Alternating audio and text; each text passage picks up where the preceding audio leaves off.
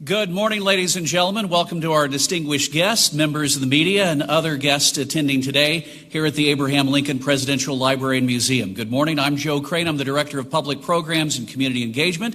We're so glad to have you here visiting with us this morning as we look forward to a summer filled with fun and families all across the state experiencing everything that Illinois has to offer, and we'll learn more about that here in just a moment. In the meantime, we invite all of you to come visit us at the museum to see the Lincoln legacy told in an incredible way that we've been doing it now for 16 years, and also to see our new exhibit, State of Sound, a world of music from Illinois that celebrates all the great diversity of artists and music and their impact on popular culture for the last 50 to 75 years. I think you'll enjoy the exhibit, and it's part of the regular admission on the museum every day. So, without further ado, let's get things started. Please join me in welcoming our governor for the land of Lincoln, appropriately here at the Abraham Lincoln Presidential Library and Museum, Governor J.B. Pritzker.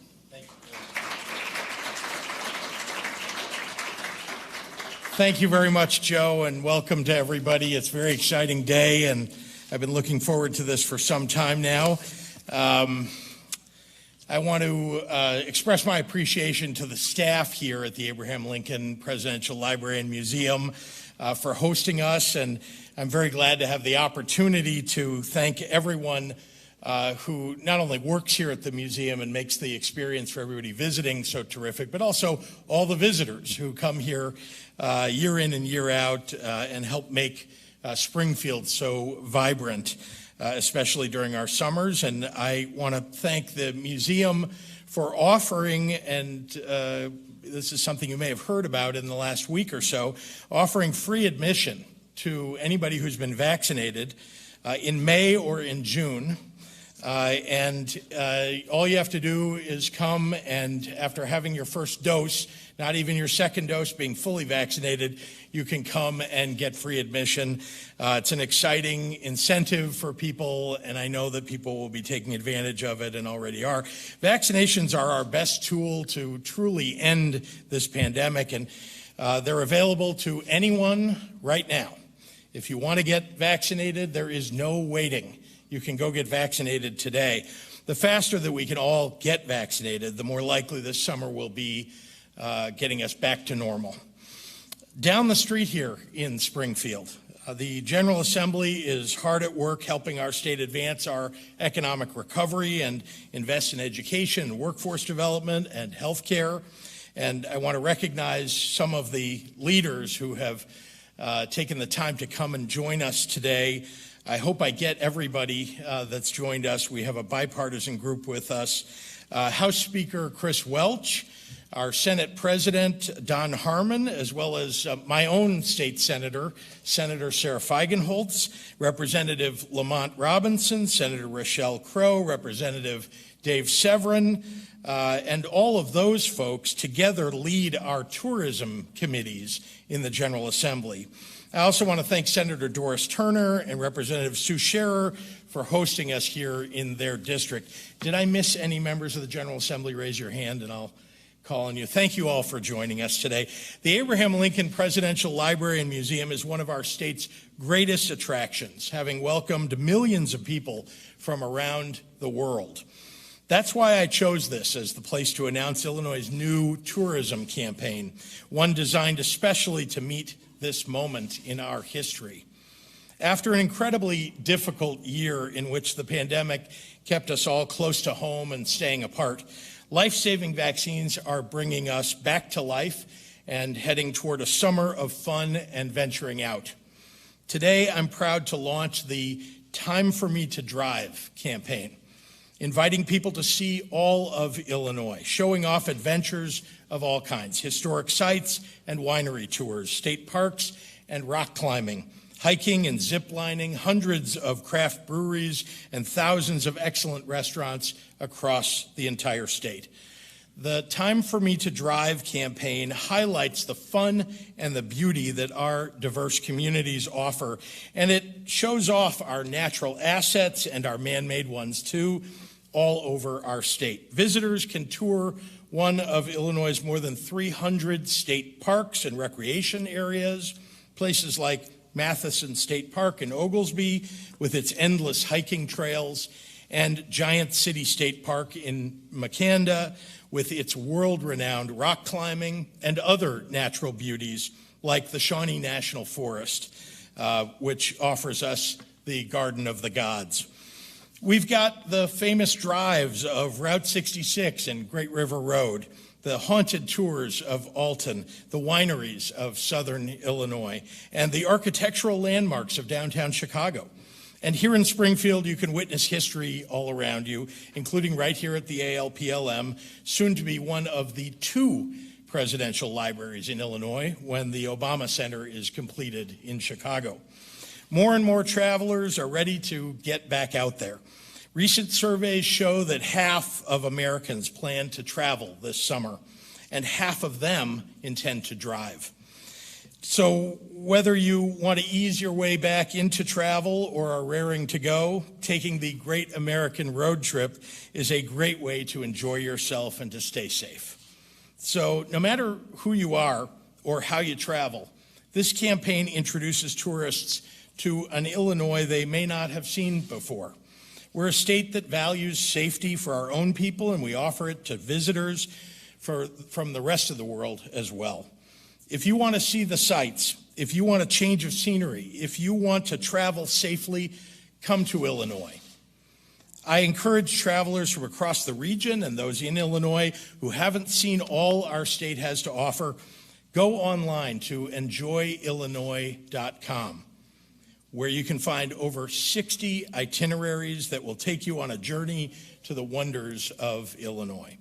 Just as importantly, tourism means jobs. It means more hotel and hospitality and recreation workers getting to go back to work. It means millions of new visitors safely exploring all the amazing things that Illinois has to offer, supporting myriad local economies along the way. I don't want to forget to acknowledge the presence of Jane DeLuce, the chair of the Illinois Council of Convention and Visitor Bureaus, Springfield Convention and Visitor Bureau Director Scott Dahl, President and CEO of the IHLA Michael Jacobson, and DCEO Director Sylvia Garcia. The joy of a road trip is the promise of what's right around the corner. So let's turn that corner together and show everyone that Illinois is the place to start their next great adventure. With that, I'd like to direct everyone to the screen for the first public preview of the first Time for Me to Drive campaign ad.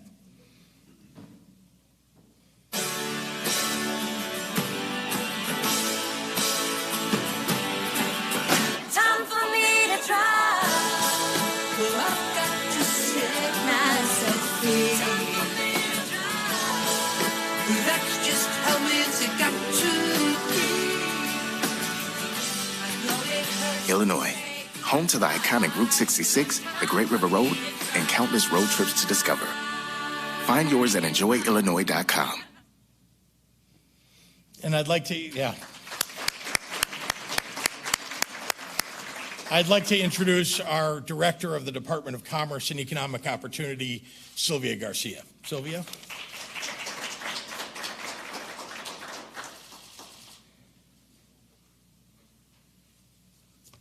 Thank you, Governor. Good morning, everyone. It's great to be here today in Springfield along the Governor and so many other tourism advocates to kick off this major milestone. As you just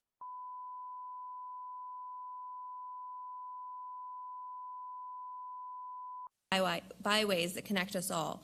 From Chicago to Carbondale and everywhere in between, there are so many communities to visit on a road trip this summer in Illinois.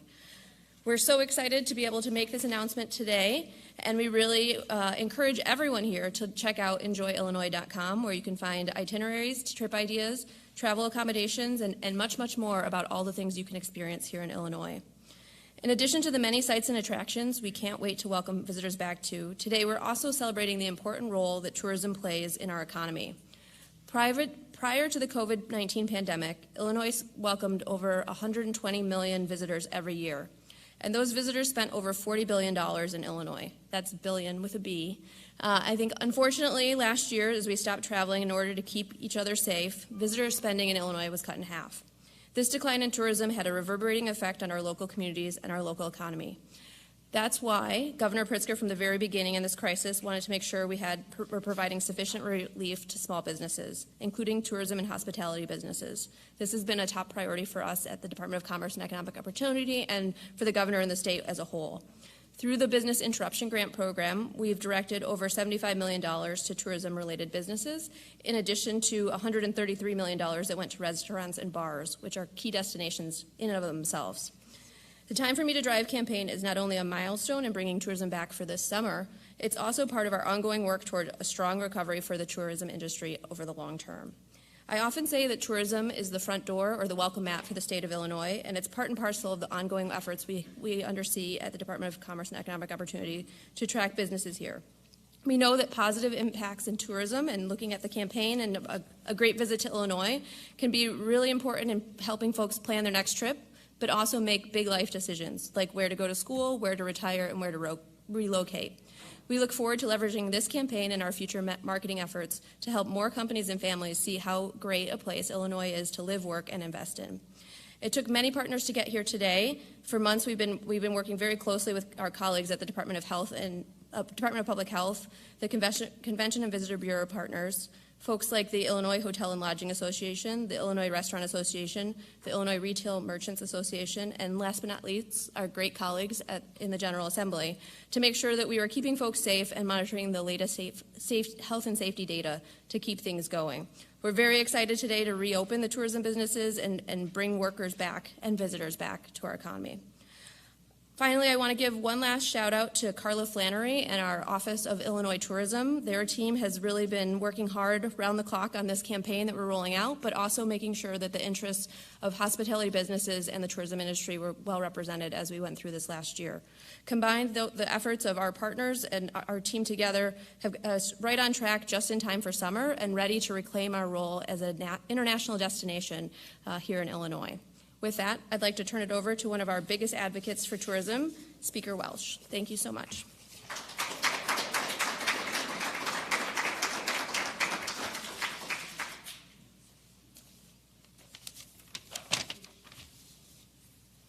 Good morning, everyone. Thank you, Director. Good morning, Illinoisans. It is so great to see everyone here this morning at the Abraham Lincoln Presidential Library and Museum. It is such a beautiful institution. You know, Illinois has been a model for the nation in terms of our efforts to control the spread of coronavirus. And I have to commend our governor and his team for a job well done.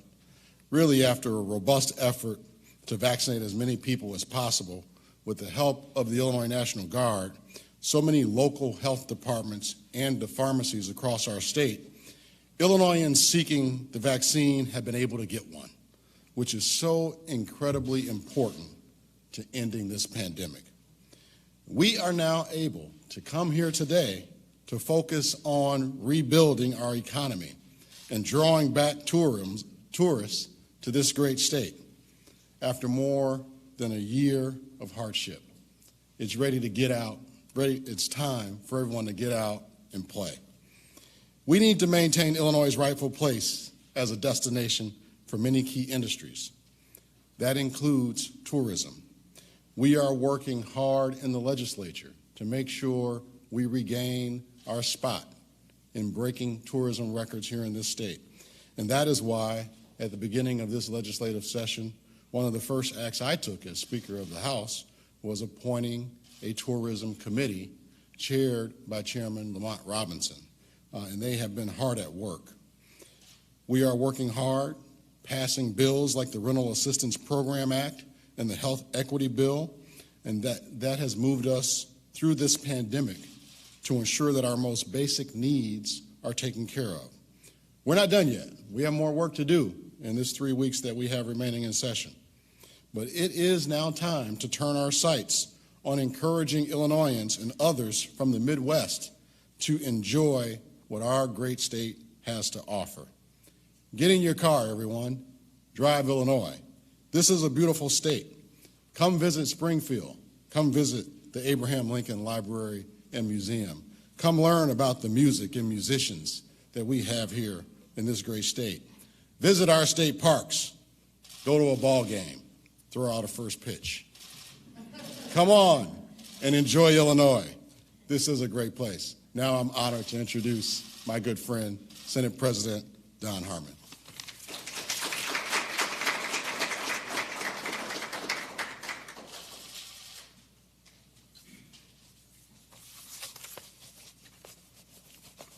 Thank you, Mr. Speaker. It's good to be here with you and the whole assembled crowd. Governor, a great commercial, and props for using an Illinois band, REO Speedwagon, the pride of Oak Lawn and Champaign.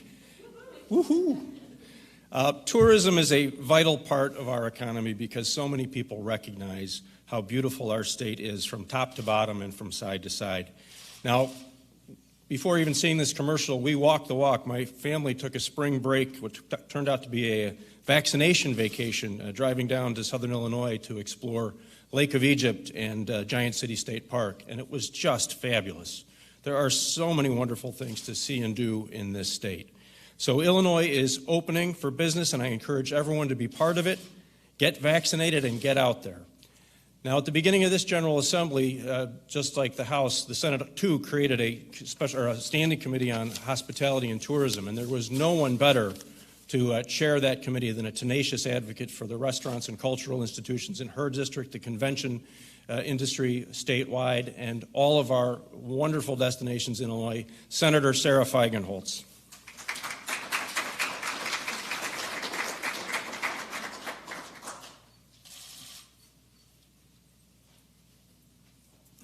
Thank you, Senate President Harmon. And I too, want to thank the governor, because were it not for all of the work that the governor did in trying to contain a pandemic that our world sees every 100 years, I don't think we would be here today. So I'd like to give the governor a big hand. Honestly, to deal with the slings and arrows, Governor, that you had to deal with, I'm just really proud that you stuck to your guns. I really am. So, as my Senate President said, I represent Chicago's lakefront, which is, I believe, a significant destination.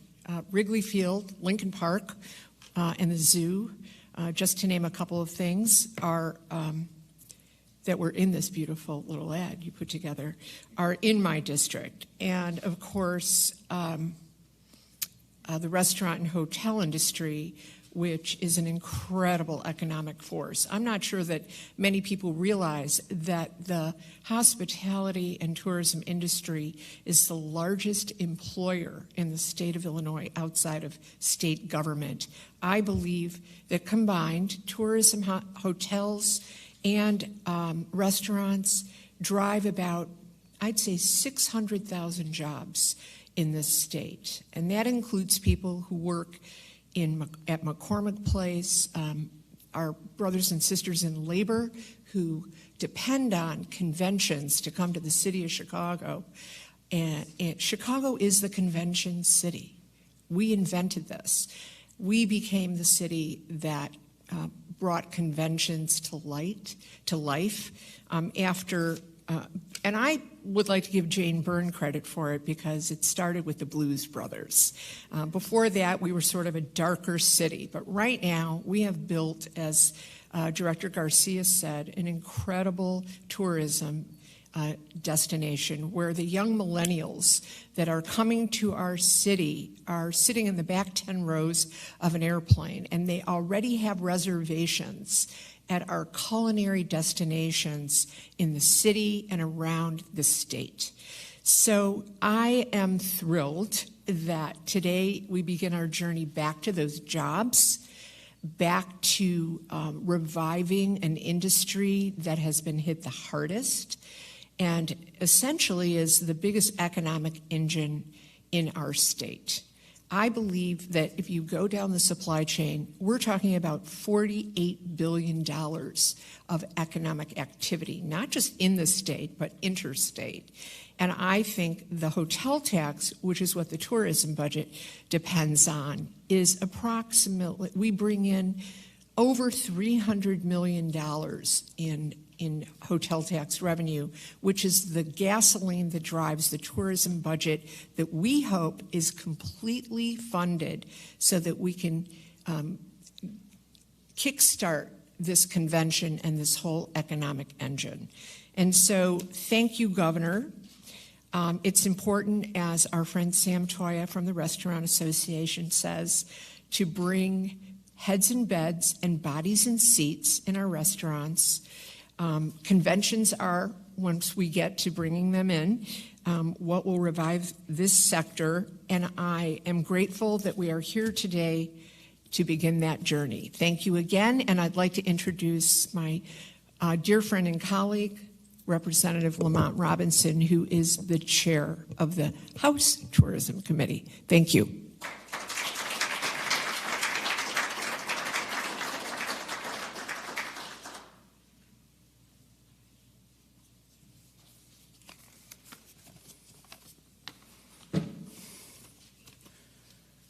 Governor, how do I follow that act? Thank you to Governor Pritzker and Speaker Welch for inviting me here today. As the chair of the House Tourism Committee, I'm excited to be a part of this new campaign. Time for me to drive. I'm also honored to support our most economic engine in the state, as Senator Feichenholz mentioned, tourism. As others have remarked, it has been a tough year for our state since the start of this pandemic.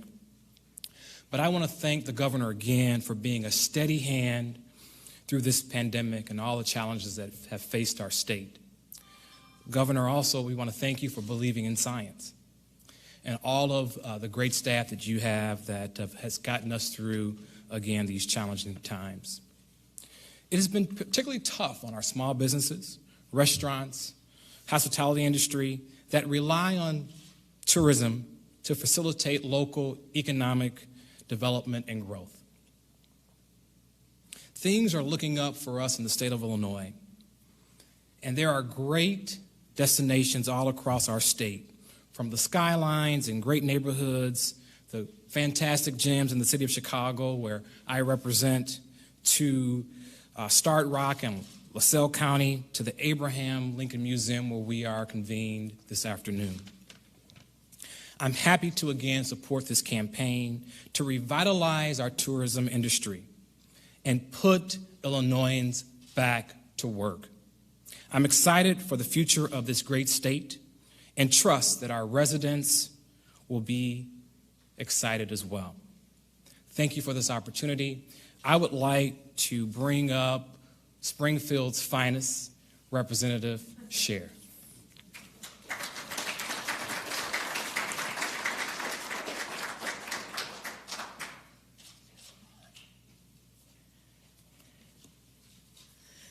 Thank you to my buddy, Representative Robinson and Robbins.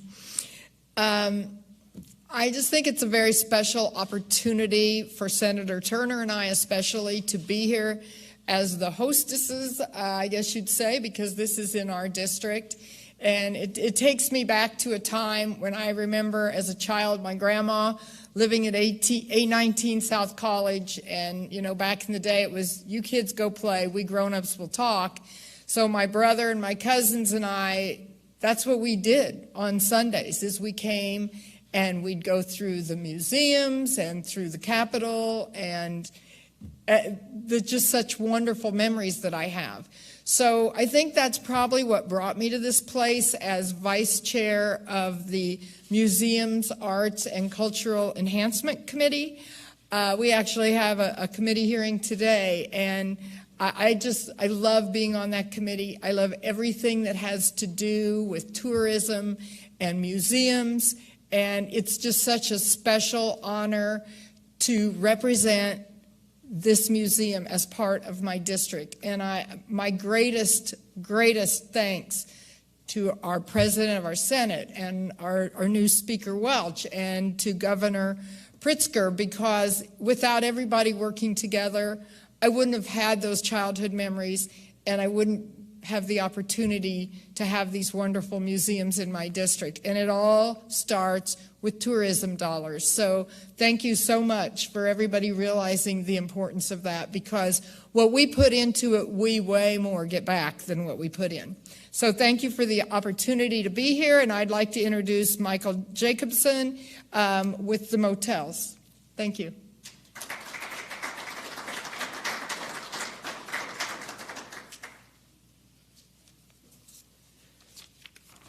Thank you, Representative.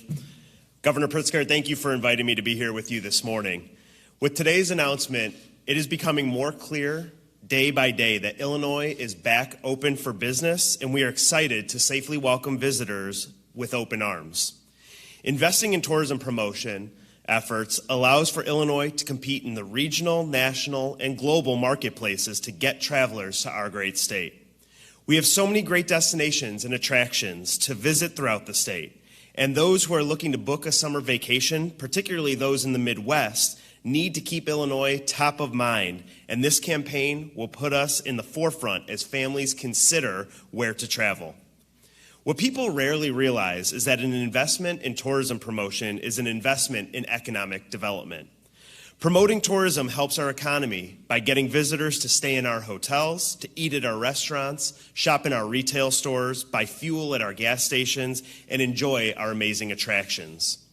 Promoting tourism boosts tax revenues for the local communities and the state, whether it be the hotel occupancy tax, the sales tax, the gas tax, and property taxes, among others. The hotel tax was one of the largest growing sources of tax revenue for Illinois before the pandemic. Promoting tourism improves our state's image by marketing every corner of the state and ensuring people realize everything that Illinois has to offer. Nobody has ever relocated to a state or moved their family or their business without ever visiting that state. And how many times do we hear from people who visit us saying, I just got back from Illinois, it was amazing there. And promoting tourism puts people back to work. We still have 20,000 hotel workers out of work and laid off across the state who are anxious to get back to work. Convincing travelers to visit Illinois this summer will lead to the rehiring of these colleagues sooner rather than later. Hotels across the state have taken significant steps to ensure the well-being of our staff and our guests, and we are ready to safely welcome travelers to our properties soon. I'd now like to introduce the chair of the Illinois Council of CVBs, Jane DeLuce.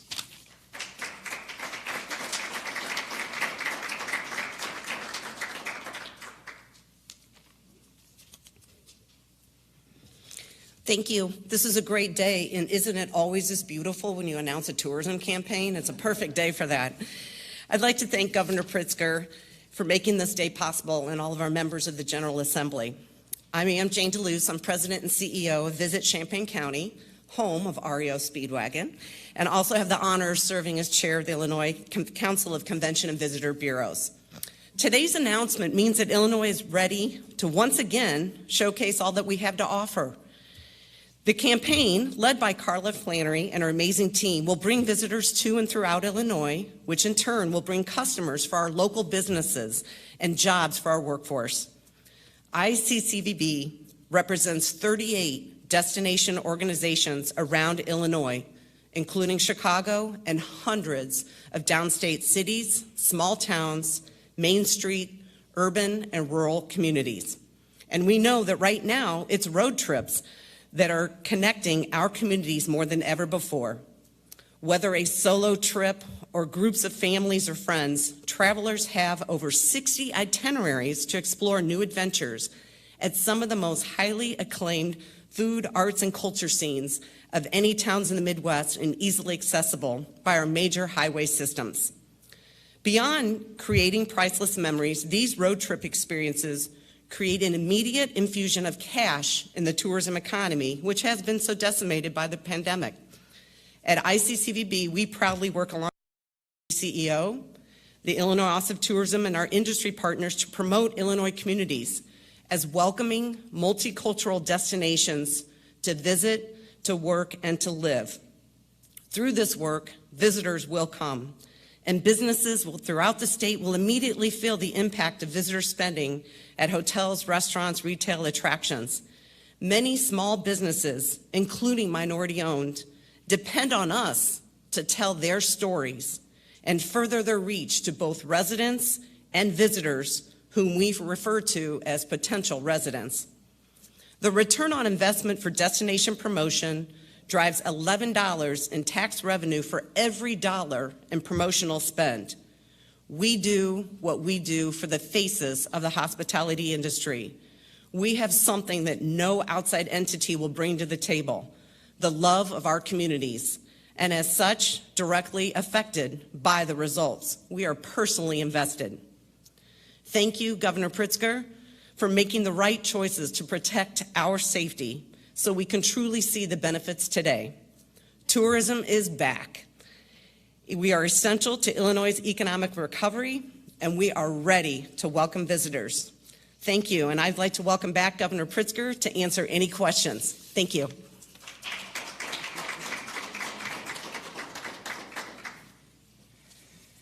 Thanks so much to Jane and to all the speakers this morning, and I'm happy to take any questions from members of the media.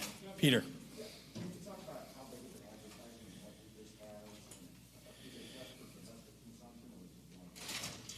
Just domestic consumption, but I'll have our DCEO director give you more detail.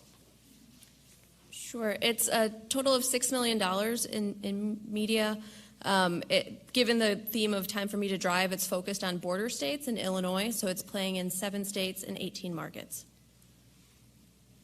You may want to stick around somewhere nearby. I'm not sure if there are other questions about the campaign itself.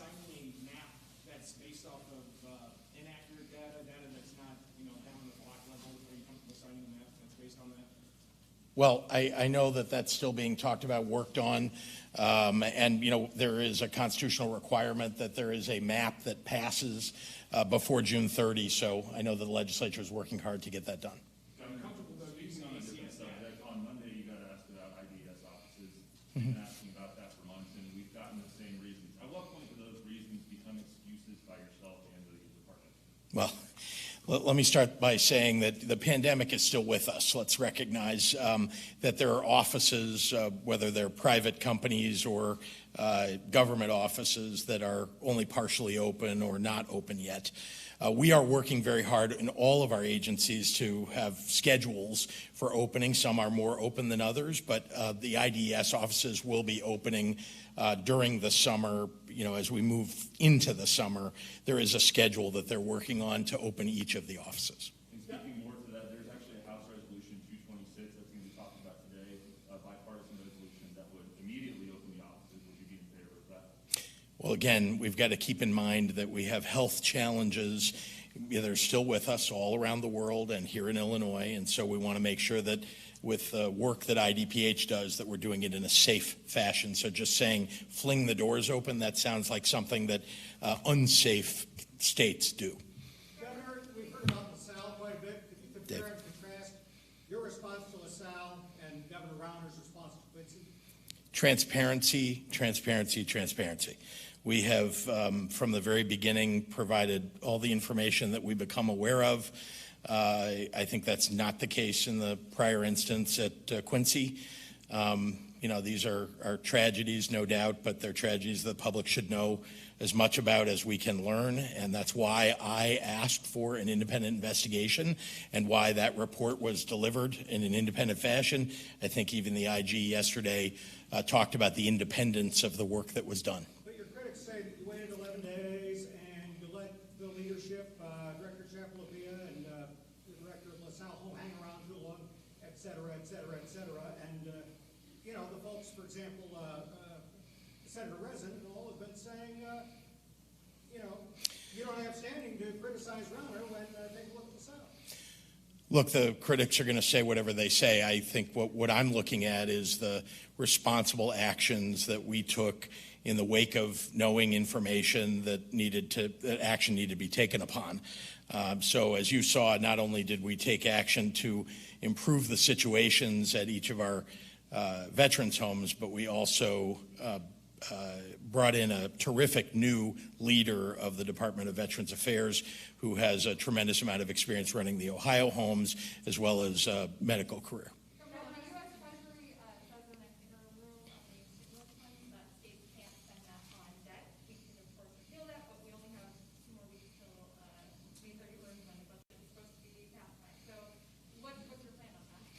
Well, the Senate President, the Speaker, and I have committed that we're going to be paying back the borrowing that we took out over the last year to cover our coronavirus expenses. The rules are still being worked on in Washington, as you know, and we are in daily communication with the offices at the Treasury Department that are deciding about those rules. They put out a preliminary rule, and they know, as we do, and this happened, by the way, under the last administration when they had rules around the CARES Act, that there would be adjustments that would need to be made.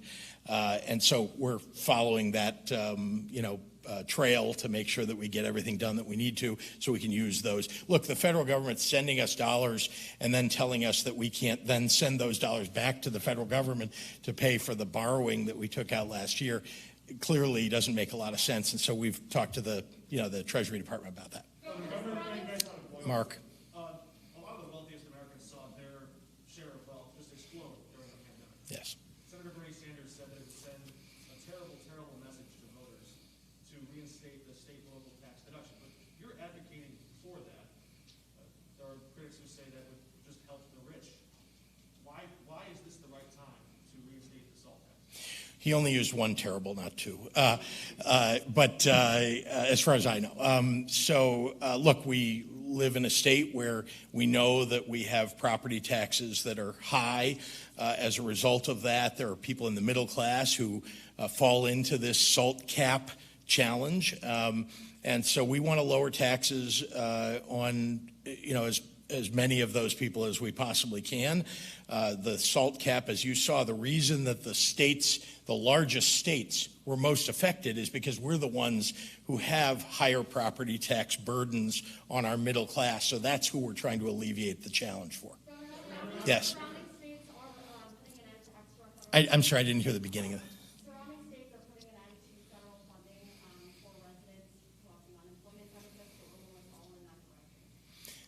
Look, our job here is to make sure that we're creating jobs and helping people to rebuild the lives that they had before the pandemic. And so we're not going to pull the rug out from under people. What we are going to do is make sure that we're promoting as many jobs as possible and attracting people to those jobs. Yes.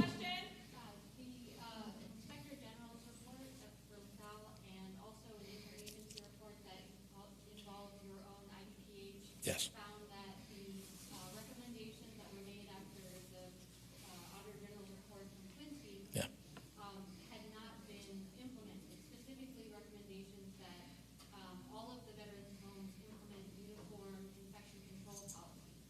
So why were those recommendations not implemented?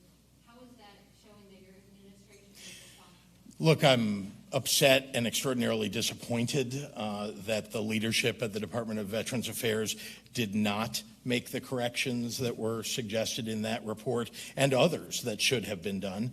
But we've, as I said, we've looked at all of those. We've looked at all of the recommendations and suggestions that came out of the independent IG report, and we've made the improvements or are in process of continuing those improvements under the new leader. Yes, Mike. We have a proposal for the emergency housing assistance that has both chambers now sitting on her desk. It has some timely provisions in there. Are you signing that soon to get people the help that they need? Stay tuned. Thank you. More revenue? Do we need to target the taxes? I'm looking forward to the 15 emails I'm going to get today. Will you respond? Will you respond? Jordan, hey Jordan, will you respond? Jordan, will you respond? To real journalists, yeah. To real journalists.